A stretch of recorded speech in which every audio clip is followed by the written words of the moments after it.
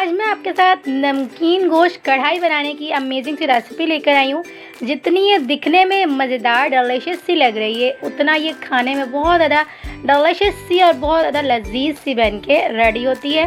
तो आपने इस वीडियो को एंड तक लाजमी से देखना है। कम मसालों में और कम इंग्रेडिएंट्स में गर्मियों के लिए बहुत ज़्यादा बेस्ट ये रेसिपी है। तो चलें फिर वीडियो को स्टार्ट करते हैं। बिस्मिल्लाहिर्रहमानिर्रहीम। सबसे पहले हमने एक पैन के अंदर तकरीबन बिना एक प्याली भर के यहाँ पर हमने तेल ले लेना है। तेल को अच्छे से गर्म करेंगे। गर्म तेल के अंदर हम यहाँ पर हाफ केजी से थोड़ा सा ऊपर यहाँ पे हमने मिक्स बोटी यहाँ पर बीफ ले लिया हुआ है। बीफ की हम अच्छे से भुनाई करेंगे, तेल के अंदर अच्छा सा मिक्स करेंगे। और जब कलर चेंज कर लेगा ना बीफ, तो इसके अंदर हम यहाँ पर कुछ और भी इंग्रेडिएंट्स ऐड करेंगे। कुछ ही चंद ही मसालों में ये अमेजिंग सी नमकीन गोश्त बन के रेडी होगा। नमकीन गोश्त की जो है ना ऑलरेडी रेसिपी मैं अपने चैनल पर दे चुकी हुई हूँ, लेकिन आज मैं आपको नमकीन गोश्त कढ़ाई बनाने की चटपटी सी रेसिपी शेयर कर रही हूँ। तो आपने उस रेसिपी को भी लाजमी से शेयर करना है और देखना है। मैं आपको इसका भी लिंक ऊपर आई बटन में शेयर कर दूँगी और इस रेसिपी को भी आपने एंड तक लाजमी से देखना है। तो ये देख सकते हैं आप, बीफ ने कलर चेंज कर लिया हुआ है भुनाई करते टाइम। तो अब हम इस स्टेज पे इसके अंदर 1 टेबल स्पून भर के लहसुन और अदरक का पेस्ट ऐड कर देंगे।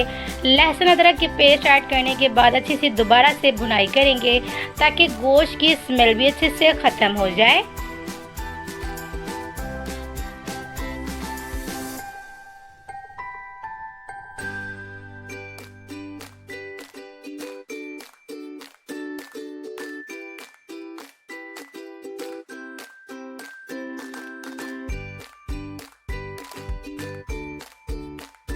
पाँच से 7 मिनट तक हाई फ्लेम पे कुक करने से देख सकते हैं आप बीफ हमारा अच्छे से भुन चुका हुआ है, अच्छे से कलर चेंज कर चुका हुआ है। तो अब हम इस स्टेज के ऊपर इसके अंदर 2.5 गिलास के करीब यहाँ पे हम पानी ऐड कर देंगे। पानी ऐड करने के बाद इसे हम ढक्कन बंद करके इसे हमने 45 मिनट तक कुक होने के लिए छोड़ देना है।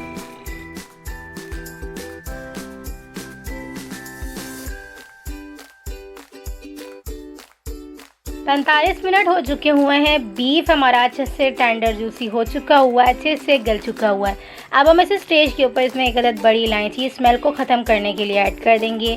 2 टेबल स्पून यहाँ पे हम हरी मिर्चों का पेस्ट ऐड कर देंगे। साथ ही इसके अंदर हम यहाँ पे 1 टेबल स्पून भर के धनिया पाउडर, हाफ टेबल स्पून यहाँ पे हमने जो है ना काली मिर्चों का पाउडर ऐड करके अच्छे से भुनाई करनी है।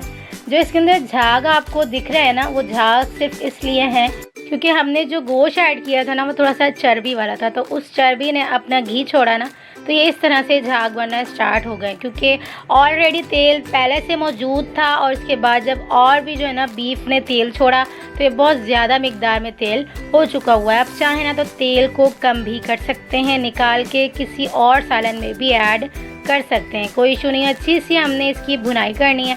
जब अच्छी सी भुनाई हो जाएगी और ये इस स्टेज पर आ जाएगी ना गोश्त यहाँ पर अच्छे से भुनने के बाद, तो यहाँ पर हमने तकरीबन बिना 3 to 4 टेबल स्पून यहाँ पे हमने जो है ना अच्छी सी दही ऐड कर देनी है।